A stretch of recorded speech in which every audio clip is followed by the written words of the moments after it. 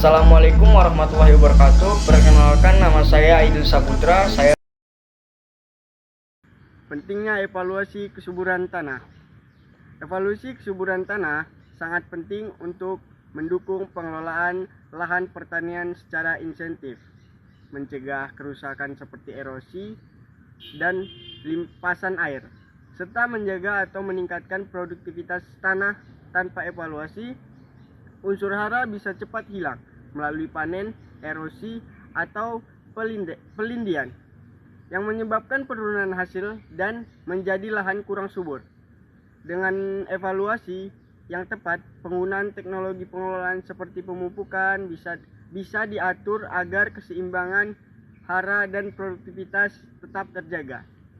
Metode evaluasi yang digunakan untuk kesuburan tanah yang pertama adalah pengamatan visual.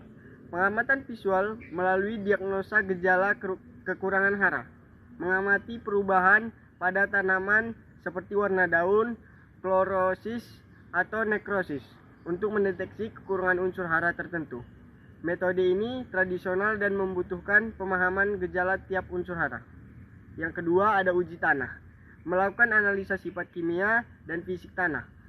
Untuk mengetahui kesuburan hara, dimulai dari pengambilan sampel secara referentif, persiapan ekstraksi, pengukuran, hingga interpretasi hasil untuk menentukan kategori status hara.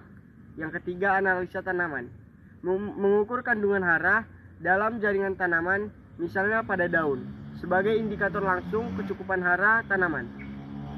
Kriteria kadar hara disesuaikan dengan umur tanaman dan jenis unsur hara yang dianalisa. Percobaan pot dan lapangan, melakukan percobaan take control untuk melihat respon tanaman terhadap perlakuan pupuk tertentu, biasanya untuk menguji rekomendasi hasil analisa tanah atau jaringan tanaman. Uji biologi, menilai aktivitas mikroorganisme dan parameter biologi tanah lainnya sebagai indikator dengan mengukur respirasi tanah atau tanaman memerlukan kandungan nutrisi di dalam tanah untuk pertumbuhan dan perkembangan dengan baik. Pertumbuhan dan perkembangan tanaman dipengaruhi dari elemen-elemen seperti kondisi iklim, yaitu suhu, sinar matahari, dan curah hujan. Karakteristik tanah yaitu fisik, kimia, biologi, serta atribut tanaman itu sendiri, tipe dan metode penanamannya. Secara umum, nutrisi dapat dibedakan menjadi dua kategori, yaitu mineral dan non-mineral. Terdiri dari karbon, hidrogen, dan oksigen yang diakses tanaman dari CO2 di atmosfer dan HO2 yang terdapat dalam tanah. Evaluasi kelas kesesuaian lahan untuk tanaman kelapa sawit. Evaluasi kesesuaian lahan merupakan langkah penting dalam menentukan potensi suatu wilayah untuk pengembangan kelapa sawit. Faktor utama yang menjadi perhatian dalam evaluasi ini mencakup unsur-unsur seperti iklim, topografi, kondisi fisik, dan kimia tanah, tingkat erosi, serta sistem drainase. Tujuan utama dari klasifikasi kesesuaian lahan ini adalah mengidentifikasi hambatan-hambatan alami yang mungkin muncul, baik sebelum maupun sesudah pembukaan lahan, memberikan informasi kepada petani atau pengusaha agar dapat merencanakan perencanaan produksi, pengembangan pabrik, pemasaran, dan kegiatan lain secara lebih terarah berdasarkan potensi tanah yang dimiliki. Menurut sistem klasifikasi dan FAO tahun 1976, kesesuaian lahan dibagi menjadi dua kelompok besar, seperti S atau suitable sesuai, N atau not suitable tidak sesuai. Masing-masing kelompok dibagi menjadi subkelas, yaitu yang pertama S1. S1 adalah tanah yang sesuai, S2 sesuai, S3 agak sesuai, N1 tidak sesuai bersyarat.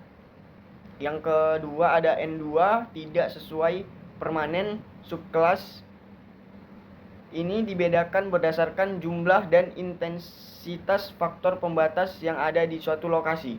Contoh penulisan satuan kesesuaian adalah S3, D2, A3, yang berarti lahan tersebut agak sesuai dengan dua pembatas utama.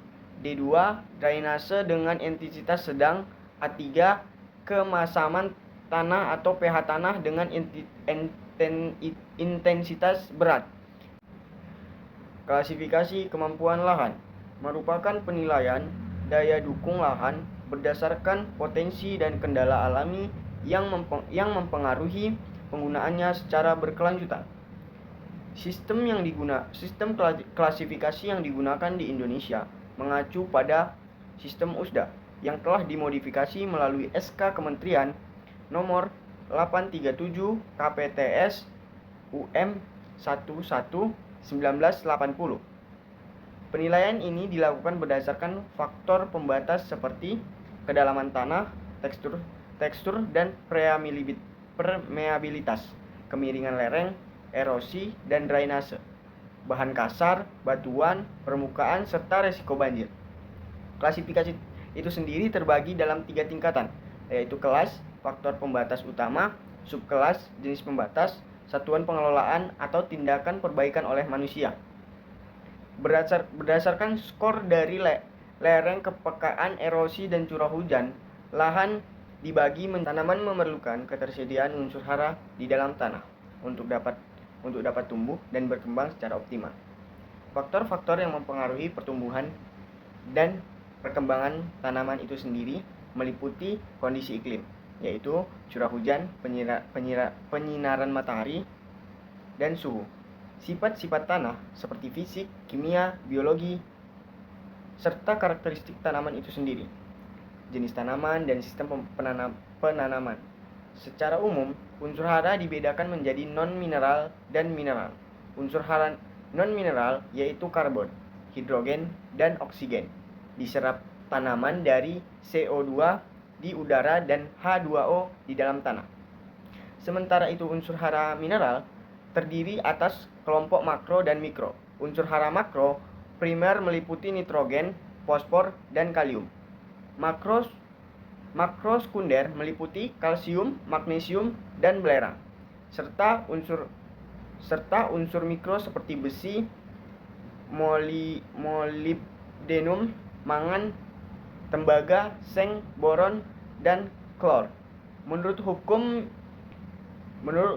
minimum Liebig, pertumbuhan tanaman ditentukan oleh unsur yang paling terbatas. Bila satu unsur mengalami defisiensi, penambahan unsur lain tidak akan meningkatkan pertumbuhan, sehingga kekurangan tersebut dapat diperbaiki. Sebaliknya, jika yang didefinisikan ditambahkan, pertumbuhan akan kembali normal. Namun, penambahan unsur lain hanya efektif jika semua unsur berada pada tingkat keseimbangan. Ketersediaan unsur hara di dalam tanah diklasifikasikan menjadi 5 tingkat. Definisi jumlah di bawah kebutuhan untuk pertumbuhan, miskin, cukup untuk bertumbuh tetapi kurang untuk produksi, cukup atau memadai untuk pertumbuhan dan produksi normal, kaya atau mewah, kelebihan unsur hingga menimbulkan ketidakseimbangan, dan adapun keracunan, jumlah berlebihan hingga bersifat toksik bagi tanaman. 3 mekanisme utama penyediaan unsur hara ke dalam permukaan akar tanaman adalah 1. Aliran massa, yaitu perpindahan unsur hara bersama aliran air dari tanah ke akar, misalnya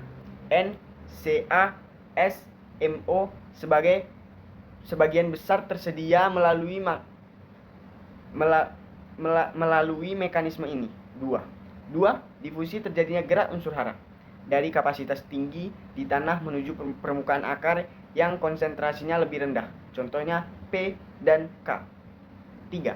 Intersepsi akar, yaitu pertumbuhan dan perluasan akar yang terpendek jarak ke partikel tanah tempat hara tersimpan. Misalnya, Ca melalui mekanisme ini perannya Peran dan gejala kekurangan atau kelebihan masing-masing unsur hara penting untuk dikenali.